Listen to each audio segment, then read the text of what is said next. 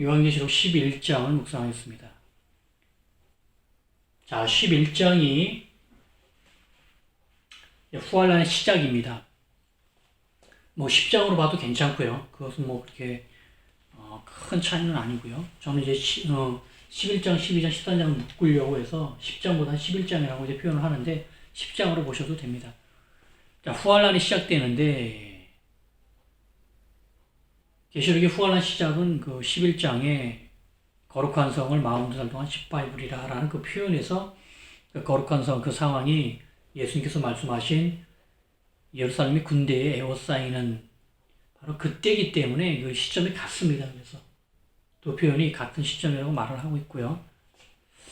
또 마태복음, 마가복음 쪽에서의 그 종말 예언에서는 멸망에 가증한 것이 거룩한 곳에 선 것을 보고, 이것도 마찬가지 그 13장의 우상인데 그것도 동일하게 시점이 같은 것을 말하고 있습니다. 자, 그래 지금 이 후환란이 시작되면서 정말 많은 일이 벌어져요. 굉장히 중요한 11장, 12장, 13장이 요한계시록에서 가장 중요합니다. 이 세 장이. 그 다음에 이제 14장인데 추수인데 제가 풀기는 이제 14장에서 먼저 요한계시록을 열었고요. 정리를 해보면은 이 11장, 13장 후환란 시작이 후환란 그 일정이 가장 중요합니다. 백미예요. 이때 너무나 많은 일이 벌어지기 때문에 지금 말씀드릴 내용이 굉장히 많습니다. 자, 이 시점은요, 지금 기간에 대해서 설명드리는 것은 좀 그렇습니다만, 일단 지금 기간이 이제 나오는데, 이 기간은 이제 그 기간의 기준이 어디냐면은, 이것은 이제 뒤에 1260부터 나오죠. 42달, 한때, 반때가 나오는데, 이것의 기준은 우상이 서는 때부터요. 예.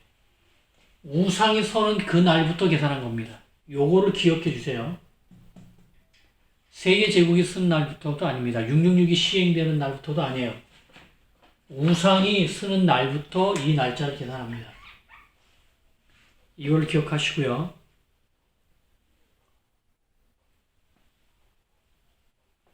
이것이 이제 뒤에 아주 섬세하게 맞춰주는 후환란 일정에 왜 이렇게 돼야 되는지 하고 내용하고 정확히 맞는데, 후환란의 시작은 10장에서 선포를 하고 11장부터 시작을 합니다. 11장이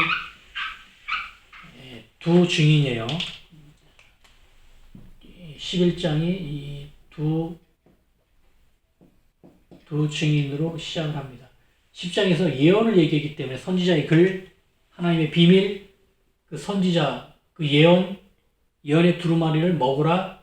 그래서 그 예언으로 후환란 시작 선포했기 때문에 그걸 받아서 두 증인, 선지자 얘기로 이렇게 이은 것입니다. 연결이 되게요. 자, 그래서 계시록 11장 두 증인부터 굉장히 중요합니다. 여기서부터 중요성을 따지면 11장보다는 12장이 더 중요하고요. 12장보다는 13장이 더 중요합니다. 사실 가장 마지막에 있는 13장을 먼저 해야 이 12장, 11장 설명이 쉬워지는데 지금 순서대로 돼 있어서 지금 이 두 증인을 먼저 해요. 근데 전체 이야기를 만일에 이런 장수별로 얘기를 안 하고 그냥 전체적으로 통으로 설명드릴 때는 13장 얘기를 먼저 해야 되죠. 악의 진영의 상황이 배경으로 나온 다음에 선진영의 얘기가 들어가야 얘기가 맞습니다. 이 선진영을 먼저 얘기를 하고 악진영을 얘기를 하면은 어떤 얘기도 그렇지만 좀 안 맞습니다. 이것이. 그렇지만 지금은 이제 장별로 가니까 최대한 맞춰가고요. 얘기를 하다가도 해석하다가도 이 뒷얘기 13장까지는 11장, 13장은 막 섞어서 얘기할 수도 있어요. 염두에 두시고요. 자, 굉장히 중요합니다. 지금부터. 자, 지금 그 11장, 12장, 13장이 후환란이고 후환란 시작부터 해서 후환란 그 추수 때까지인데 두 증인으로 먼저 시작을 합니다. 그럼 이 두 증인이 누구냐? 이 두 증인이 누구냐를 놓고 좀 여러 가지 해석이 있는데 이 두 증인은 결론을 말하면 계시록에 써 있는 대로 두 명의 선지자입니다. 두 명의 선지자예요. 저는 이들이 누군지 알고 있습니다. 말씀은 못 드리고요. 자, 분명한 것은 이 두 증인이 교회나 성당이나 이런 기독교를 대표하는 두 교파가 아니라는 거예요. 만약에 그래서 그들은 이제 두 증인이 또 그들이 죽고 두 증인이 큰 길에 쓰러지고 죽었다 다시 부활하고 승천하고 한 이 얘기를 만약에 이것을 교회나 뭐 성당이나 이런 개신교나 가톨릭으로 설명을 해서는 그러한 집단이나 그런 무리가 이런 일이 할 수가 없어요. 당연히 14만 4천도 지금 이게 안 됩니다. 이렇게 해놓고 싶어도 14만 4천이 다 죽었다가 다 살아났다가 다 승천하는 것을 전 세계 사람들이 다 본다는 것이 말이 안 되잖아요. 아무리 그 성경이 이적이 있고 기적이 있다고 해도 그러한 일들은 일어나질 않고요. 또 성경 자체도 그러한 일은 없다고 지금 두 명의 선지자라고 10절에서 11장 10절에서 이 두 선지자라고 분명히 못을 박았어요. 그래서 두 증인은 반드시 두 명의 선지자여야 합니다. 그 외의 해석들은 다 안 맞는 것은 더 묵상을 하면서 앞서 이제 전체 얘기를 하면서 몇 가지 말씀드렸고요. 그러면 이 두 명의 선지자인데 이 두 명의 선지자는 누구냐? 여러 경우가 나옵니다. 그것을 한번 쭉 묵상을 해보죠. 이것도 세세하게 가면 너무 시간이 많이 걸리지만 중요한 것만 하겠습니다. 자, 우선순위로 가장 먼저 오는 사람이 누구냐면 모세와 아론이에요.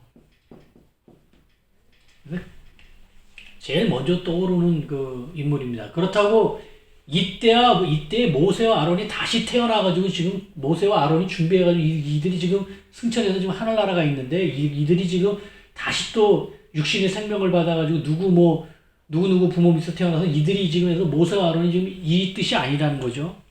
구약에서 근거를 찾는다면은 모세와 아론이 가장 먼저 그 대응되는 인물이라는 거예요. 대응 인물을 말하는 겁니다, 지금. 즉 모세와 아론과 같은 인물이라는 거예요. 마지막 때에.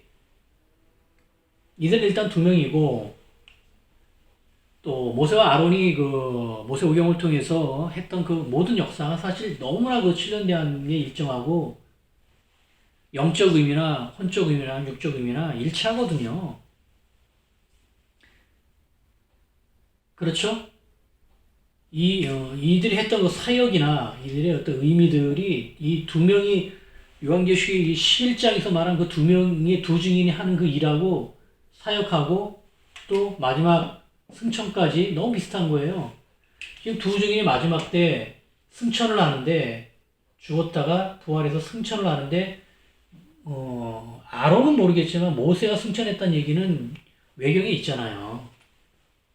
모세 승천기에서 이제 모세의 승천 얘기가 나오고 유다서에서도 바로 이 얘기를 언급을 하지 않습니까? 그러면서 이제 모세가 이 얘기의 진위는 모르겠지만 모세가 이 승천이라는 단어와 연결됩니다. 모세오경 신명기까지 가면은 모세가 승천한 얘기는 없습니다만 외경에 모세 승천이라는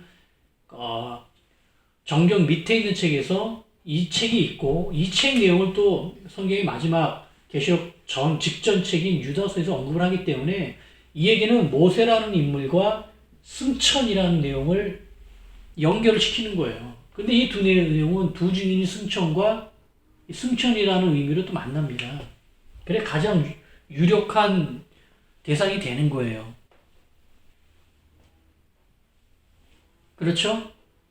그리고 또 이 두 증인 때 성전과 제단을 침략을 하는데 모세가 바로 이 성소를 처음으로 지은 인물로서 성소에 대한 모든 침략과 그 모든 설계와 또 직접 만드는 그 모든 것을 다 주관했던 인물이어서 두 증인 때 나오는 침략이라는 것과도 일치를 합니다. 두 명이라는 것도 일치를 하고요. 그래 분명히 마지막 때 모세와 아론과 같은 뭔가 그 영적 리더가 나와서 이 후환란을 이끈다는 거예요. 교회를 이끈다는 거죠. 즉 교회 승리자들을 이끈다는 것입니다. 가장 유력합니다.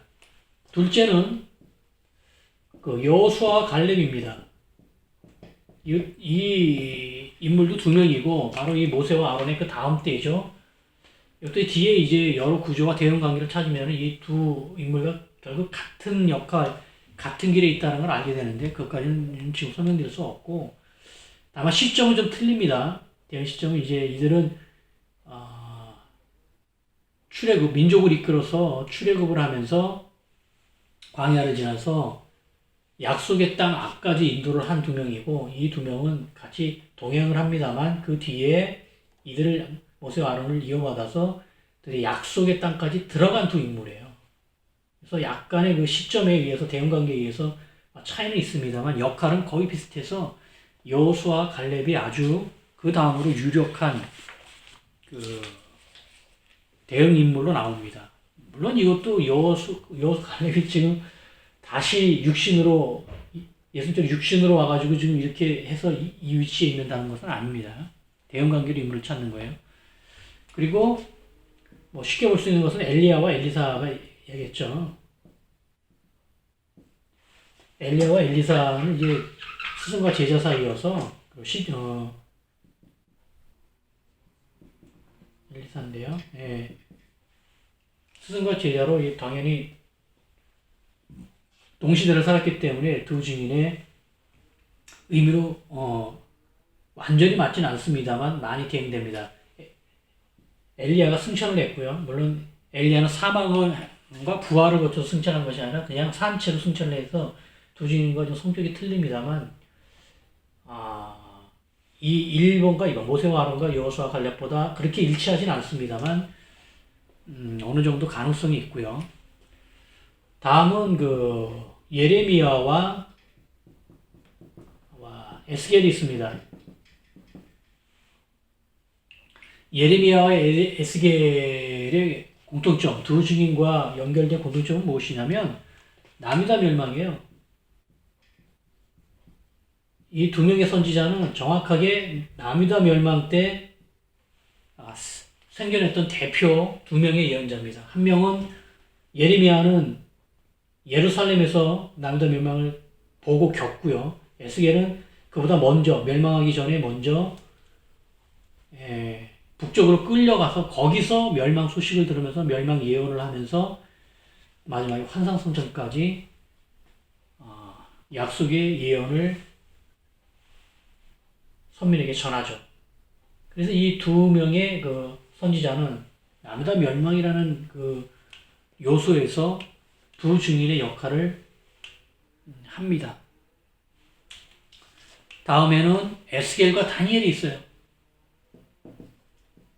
자, 에스겔과 다니엘은 좀 왜 이 두 명이 두 증인이 될 수 있는지 좀 약간 의외일 수 있는데 이 두 명은 전부 다 남유다 멸망 때의 당대 인물입니다만 둘은 나이가 비슷합니다. 거의 동년배예요. 에스겔과 다니엘은 거의 동년배입니다. 뭐 많이 차이나야 5살 이상 차이 안 날 거예요. 그리고 이들은 똑같이 물론 시차는 있습니다만 북쪽으로 멸망 전에 북쪽으로 끌려가서 바벨론이라는 곳에 동일 장소에 있었어요. 동일 장소에서 남유다 멸망까지 겪으면서 예언을 합니다. 그래서 이 두 에스겔과 다니엘 두 책에 환상의 기록이 많은 거예요.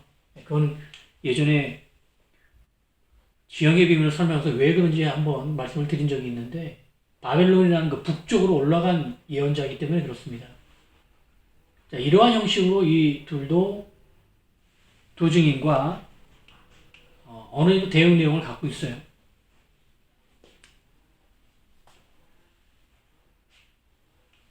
자, 그 다음에는 조금씩 이제 섬세하게 맞추는 것입니다만, 예레미야하고 다니엘일 수도 있습니다. 지금 뭐, 이것이냐, 뭐, 비슷비슷하리라고 생각할 수도 있는데, 지금 예언자들의 이름들이 섞이고 있는데, 예레미야하고 다니엘을 볼 경우에는 두 사람은 이 두 증인의처럼 사망과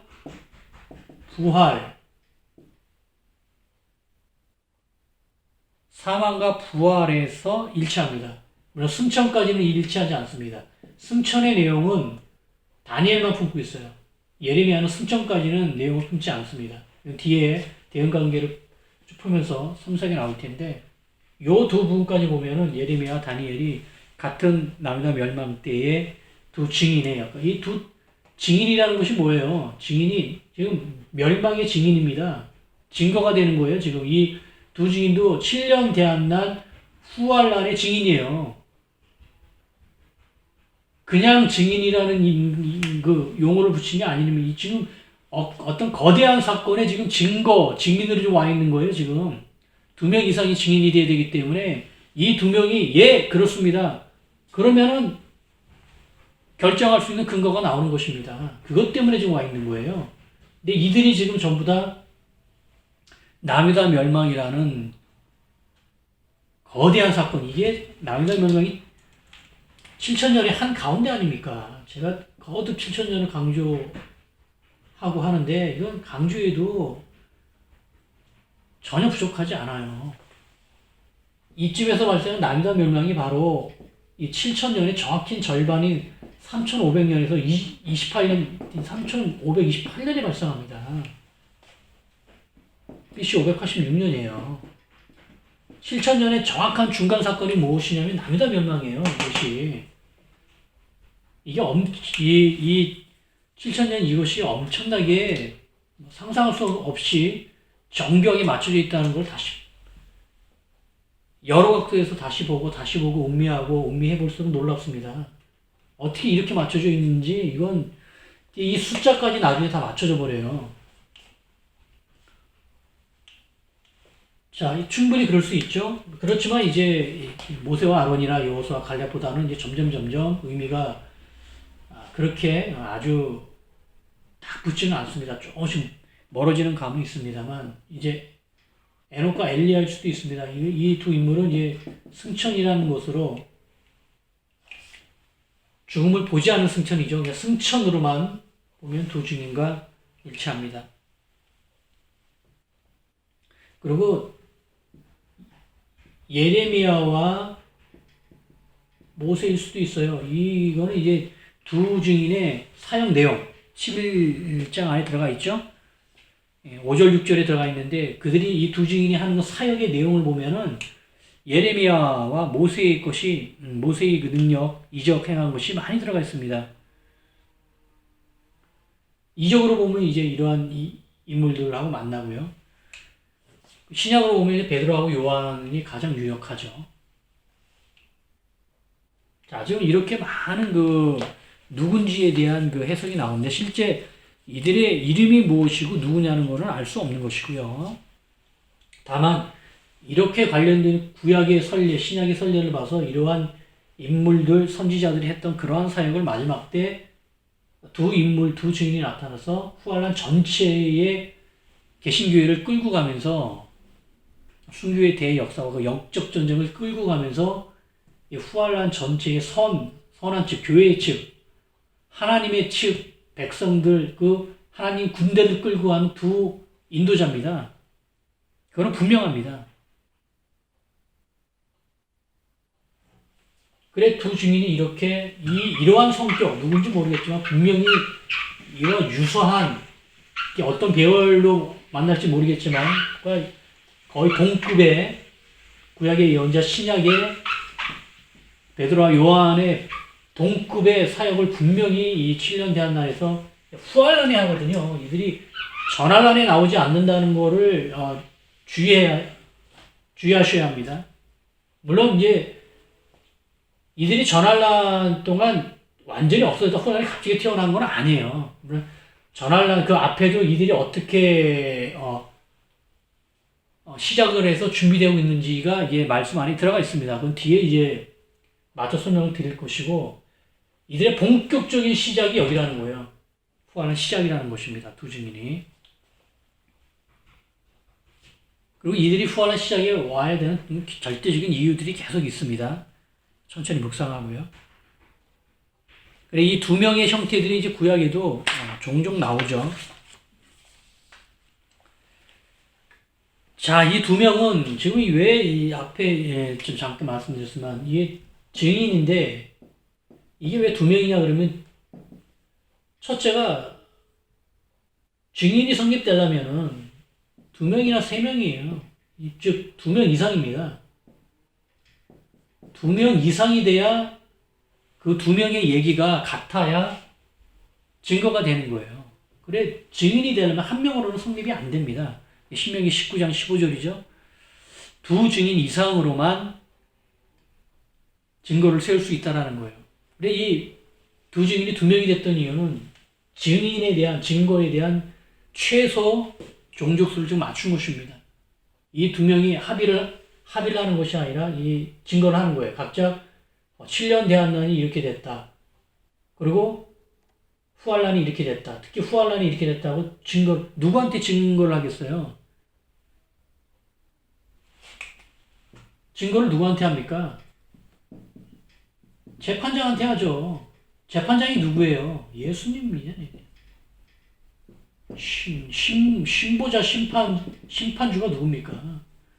이 두 증인이 예수님 앞에 가서 재판장님, 제가 이런 것을 봤습니다라고 후환란 혹은 7년 전체 이 환란의 내용을 증거한다라는 거예요. 두 명이 증거하기 때문에 맞아 라고 그 다음에 이 심판주가 판결을 때린다는 겁니다. 어떤 판결을 때려요?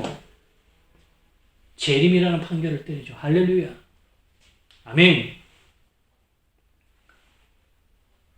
두 증인이 그 역할을 합니다. 그래서 두 증인이 승천하는 거예요. 증거하기 위해서. 준비하고 계시는 예수님한테 올라가서 내려오시기 합당한 모든 증거가 완료됐다면 증거를 하고 그 뒤에 몇십 일 뒤에 예수님께서 드디어 재림을 하시는 것입니다. 아멘.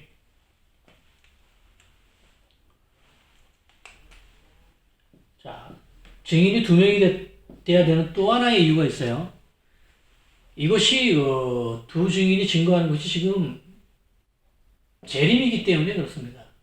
재라는 것이 두 번이잖아요. 초림 때에는 이 증인이 한 명이었습니다. 누구였죠? 초림 때는 세례 요한 한 명이었어요. 주의 길을 준비하는데 세례 요한 한 명이서 초림 첫 번째 이맘이었기 때문에 그렇습니다. 재림은 두 번째 이맘이기 때문에 물론 증인이라는 거에서도 두 명이지만 재림이 두 번째이기 때문에 이 두 명이 나오는 거예요.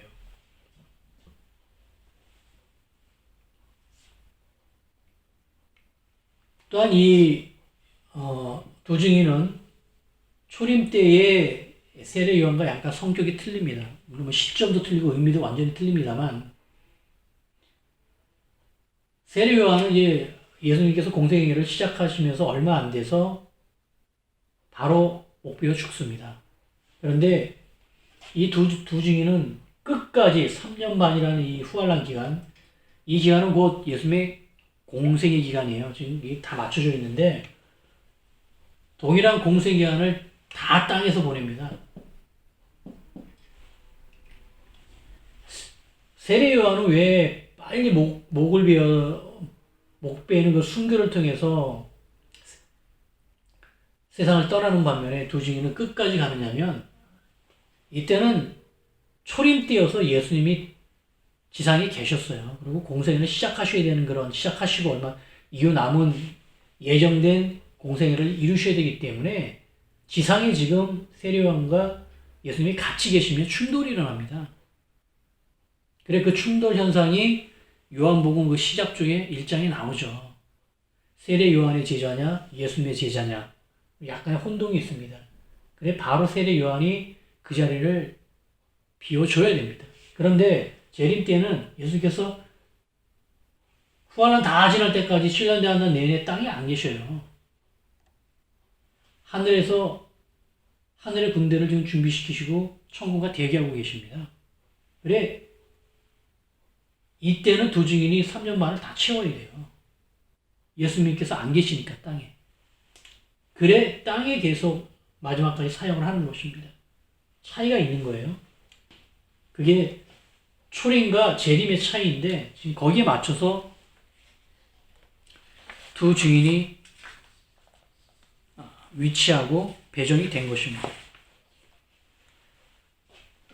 자, 지금 이러면서 점점 이제 후환란의 윤곽 틀이 잡혀가면서 중요한 얘기들이 나오는데요. 자, 후환란 들어서 11장 들어서 아주 중요한 요소들이 나오죠. 무엇이냐면 기간입니다. 이게 굉장히 중요합니다. 앞서 첫째 화인 다섯째 나팔에서 150일이라는 기간이 나왔습니다. 그것은 후환란이나 전환란의 그 긴 기간과는 이게 내용이 틀리기 때문에 그것을 기간이라고 얘기할 수는 없고, 여기서 말하는 기간은 후환란의 기간 혹은 두 증인의 사역 기간이 나오는 거예요. 그리고 이것이 두 증인에서 머무르는 것이 아니라 12장, 13장이 연이어서 3장에서만 나옵니다. 형태는 3가지예요. 여인과 용이고요. 두 짐승인데 형태가 1260일, 42달, 한때, 두때, 반때, 이렇게 3형태로 나온 횟수는 5번 나옵니다. 점점 계시록에 깊숙이 들어가는데요. 기간에 대해서 지금 굉장히 복잡한 계산들도 나오고 정말 깊은 내용이 들어가 있습니다. 수르도 그렇고 상상을 초월한 내용들이 이 안에 꽉 차 있어요. 두 증인에서는 1242달이 먼저 나오고요. 1260. 여인과 용은 1260이죠. 한때, 두때, 반때. 한때, 두때, 반때 이렇게 표현하겠습니다. 두 짐승은 42달. 횟수로는 이렇게 3가지 형태가 횟수로는 5번 나옵니다. 이것의 특징은 동일해요. 다 셋 다 3년 반을 말하는 거예요.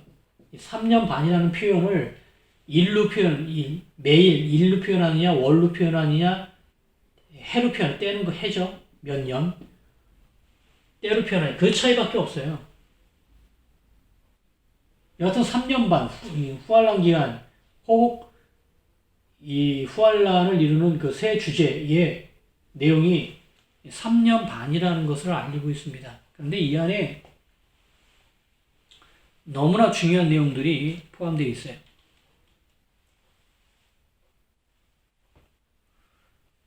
자, 이것은 이제 몇 가지 중요한 의미를 알리고 있는 것입니다. 첫째는 후환란이 시작되었다는 것이죠. 후환란이 기간이 3년 반도 다 일치하기 때문에 이거는 이제 세 기간이 뭐 형태만 틀리지 똑같기 때문에 같은 자리에 놓을 수밖에 없는 거예요. 그게 상식이고 또 그렇게 놔야만 맞습니다. 여기 3년 반, 여기 3년 반을 오면은 처음에는 입에 들어갈 때만 입맛만 좋은 거지 뒤에 가서는 뭐 엄청난 폭통을 일으킵니다. 도저히 그럴 수 없고요. 그러면서 첫 번째는 이제 이 후환란 기간에 대한 의미를 3년 반이라는 의미를 주고요. 두 번째는 이 공통의 그 11장, 12장, 13장에만 있는 세 기간은 이 세 장만 중복 기록되었다는 것을 알리고 있는 거예요. 즉 삽경입니다. 전 삽경이라는 단어를 별로 좋아하지 않는데 그렇게 쓰고 있어서 어느 정도 사용되는지 모르겠어요. 쓰는데 지금 이 11장, 12장, 13장 이 세 장만 지금 같은 기간의 내용인데 주제별로 쫙 쫙쫙쫙 기록했다라는 거예요. 그 앞에 기록은 전부 다 그냥 순서적으로 쭉 기록을 했습니다. 이렇게 1장부터도요. 순서대로 쭉 기록을 했는데 이 11장, 12장, 13장은 그렇게 기록을 못한다는 거예요. 왜냐하면 너무 많은 얘기들이 들어가 있기 때문에 이거를 이 얘기를 시간 순서대로 기록을 하면은 너무 힘든 거예요. 이것이 기록을 할 수는 있습니다. 그러나 읽는 사람이 너무 힘듭니다. 이때 시작 때 후알란 시작이 돼가지고 두 주인이 나오자마자 여인과 하늘에 있으면서 두 짐승이 또 밑에서 나오면서 이야기해서 또 두 주인이 뭐 할 때 또 여인과 싸우면서 그때 두 짐승이 뭐 하면서 또 이걸 이렇게 기록을 해가지고는 기록을 할 수 있습니다만 이러면은 요한계시록의 기록의 분량이 이 후알란 시작 기록의 분량도 굉장히 많아질 뿐더러 훨씬 복잡해집니다. 읽는 사람은 이걸 또 주제별로 또 짜맞춰 놔야 돼요. 지금 이렇게만 정리를 해서 주제별로 기록을 정리해서 나란히 기록을 해놔도 해석을 못해서 지금 이 2000년 동안을 이루고 있는데 이걸 시간순까지 기록을 해놓으면은 그거는 어떤 사람도 이걸 풀 수 없습니다. 그거를 성령 하나님께서 능히 아시고 이 부분은 주제별로 정리를 해놓으신 거예요. 그 내용을 바로 이 같은 기간, 3년 반이라는 이 기간이 그 얘기를 하고 있는 것입니다. 그래, 이 기간이 이 세 장만 나오기 때문에 요거 세 장만 중복해서 읽으라는 뜻이에요. 이것 정리도 지금 안 돼 있는 것입니다. 이렇게 쉽게 말씀을 하셨는데도 지금 이거 정리도 못해서 두 증인을 자꾸 이 전할라에 놓는 그런 오류를 계속 범하면서도 충돌이 계속 일어나는 걸 불문해도 이걸 고집을 하고 있으니 참 너무 답답하죠.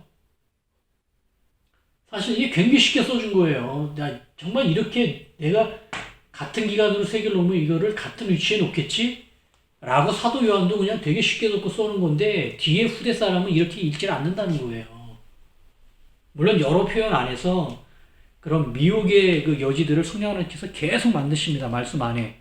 그렇게 착각을 일으키고 오해석을 할 수 있는 여지들을 계속 만들어 놓으시면서 진리의 말씀을 기록하셔요. 그래야 미혹이 나오고 실족하는 자들이 나오기 때문에 지금 이 모든 하나님의 역사는 선의 역사만 있는 게 아니에요. 이 선을 이루기 위해서 악의 역사도 같이 하시기 때문에 양면을 같이 보셔야 됩니다. 애초에 성경 자체를 미혹이 있을 수 없고 오해석이 있을 수 없게 그냥 딱 부러지게 하나의 해석밖에 없게 만들 수 능히 쓸 수 있는데도 그렇게 안 쓰시는 거예요.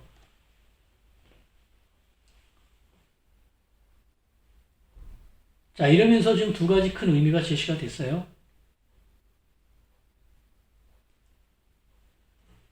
그런데 여기서 자, 이제 제일 좀 한때 두때 반때 먼저 정리를 하죠. 한때 두때 반때라는 이 표현은 이 다니엘서에 두 번 나옵니다. 그러면서 바로 그 표현을 바로 썼고요. 때라는 것이 이제 해기 때문에 1년, 2년, 반년 해서 합치면 3년 반이에요. 그리고 1260일은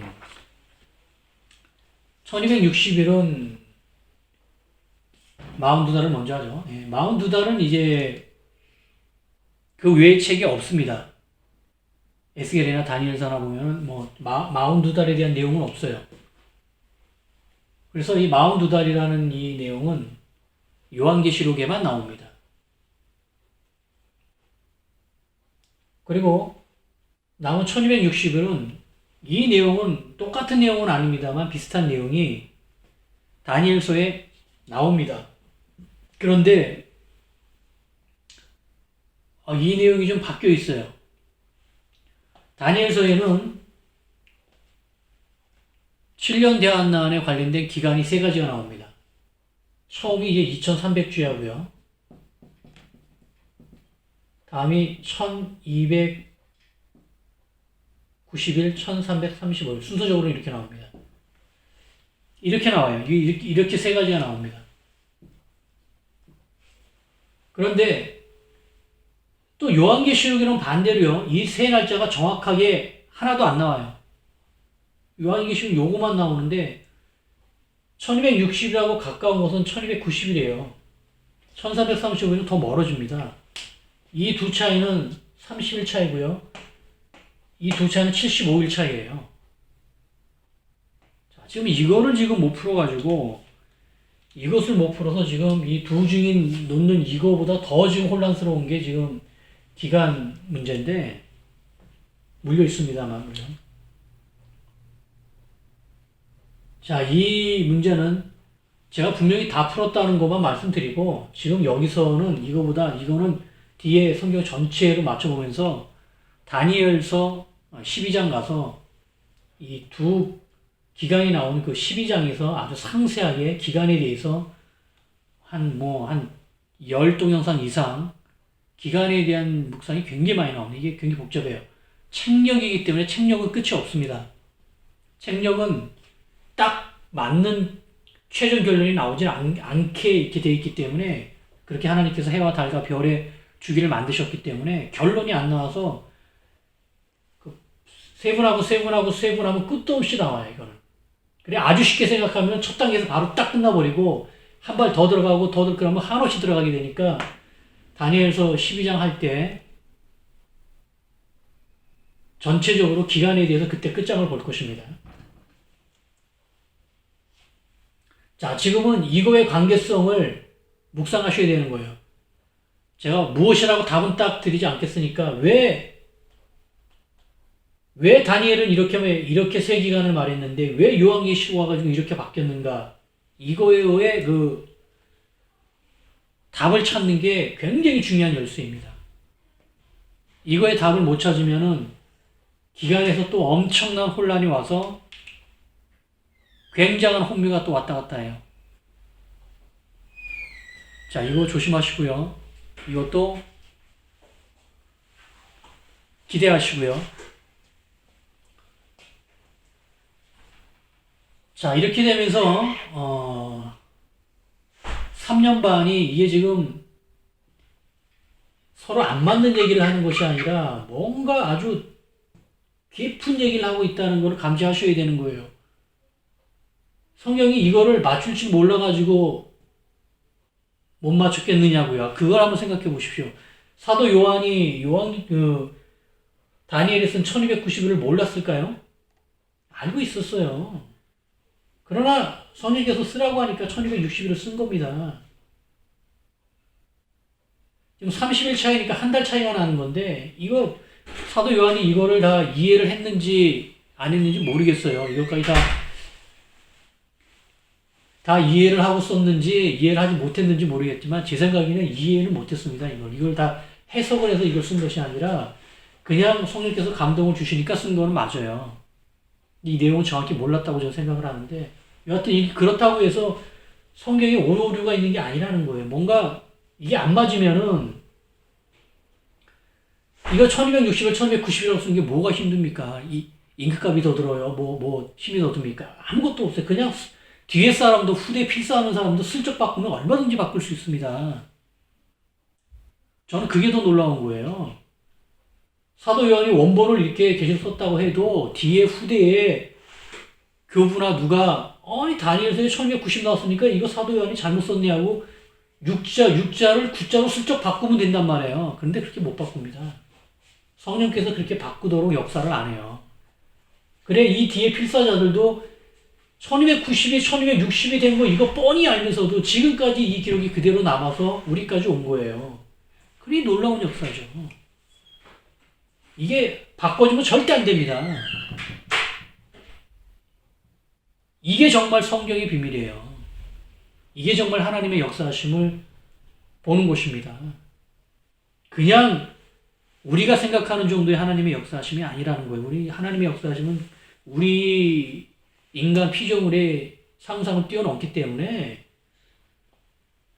뭔가 성경이 이렇게 기록되어 있으면 거기에 깊은 의미가 있는 것이지 이거를 자기 생각이 안 맞는다고 바꿔놓으면 큰일 나는 거예요.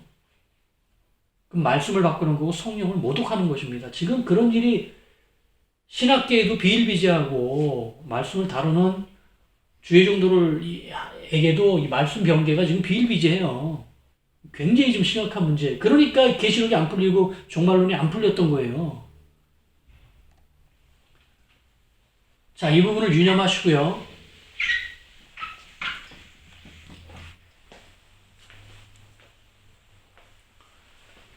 자, 지금 그 기간에 대해서는 이 정도로 묵상을 하고 다음으로 중요한 이제 본론으로 두 증인에 대한 세세한 내용으로 들어가겠습니다.